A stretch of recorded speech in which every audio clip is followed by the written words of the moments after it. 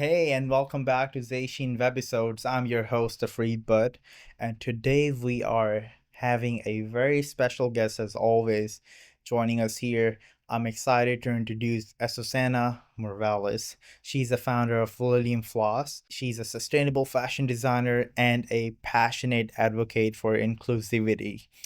Susanna brings such a powerful story to the conversation. She's a proud Mexican American, a City College of San Francisco student, and a chronic pain warrior who continues to push boundaries in the fashion space. So, we actually got connected through our shared passion for sustainability in fashion. And right away, I knew her mission and vision needed to be spotlighted here on the Zayshin Webisodes. In today's episode, you'll hear Azucena's inspiring journey from learning to sew as a kid to transforming everyday items like curtains and bed sheets into beautiful dresses and to launching a brand that proves fashion can be both stylish and sustainable. She'll also share her tips to creating sustainable style on a budget and how she's working to make fashion truly inclusive to everyone. And I believe that's such a wonderful thing. I mean, a lot of people say sustainable fashion is not affordable, and she's working on that. It's going to be a fascinating conversation about sustainability, culture, and the power of fashion to create change. So let's jump in and welcome Azucena Mireles to the show. Today we have a wonderful guest, and Azucena, welcome to our show on Zayshin Webisodes. Thank you so much for being me.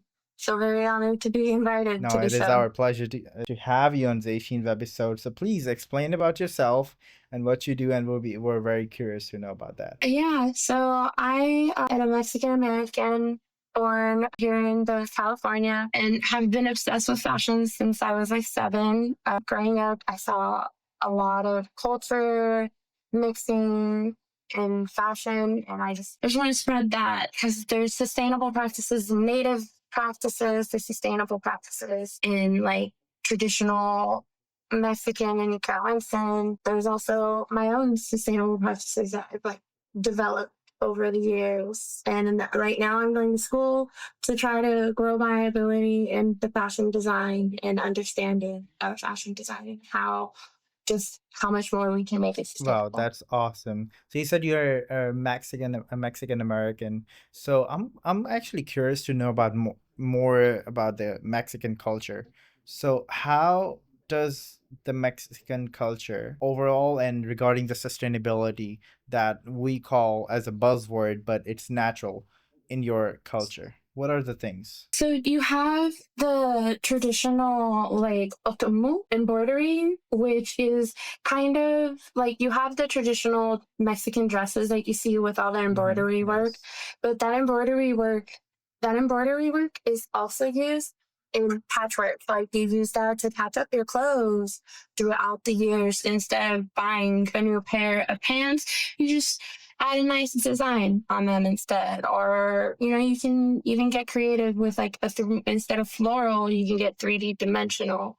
And like growing up, I saw my grandma doing that a lot. Like my grandma was always doing patchwork on everybody's stuff, fixing it by like doing men's rather than being like, yeah, let's go to the market and buy you a new dress. She'd be like, no, mija, I got it. We can fix this. And like just seeing that growing up, that's like a part of the sustainability is not throwing Exactly. away and not immediately going to buy new, being like, hey, we can kind of make it new by doing Mm-hmm. this. And like with that embroidery work, you have it in everything, like in the women's Mexican cultural dress Yes. wear.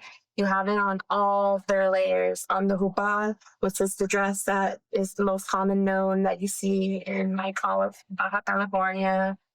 And then you have the skirts, and then you have the repaso, which is the shawl that a lot of older Mexican women wear that are like real and lace work. It's once again with hands. They made this with their hands and they're trying to make it last as long as Wow. possible. And just growing up seeing that and like being a part of that and watching like all the older women sitting and in Mexican culture, there's a time of the day called Okay. cafecito, which is basically the time of day where the group of women, like around 4 or 5 o'clock, so kind of like around now, you would get together, you'd sit down, you'd have your coffee, your bread, and you would do some embroidery work or like just talk. And it's just like Like a woman time, like a it's a ladies bonding time. experience. Yeah.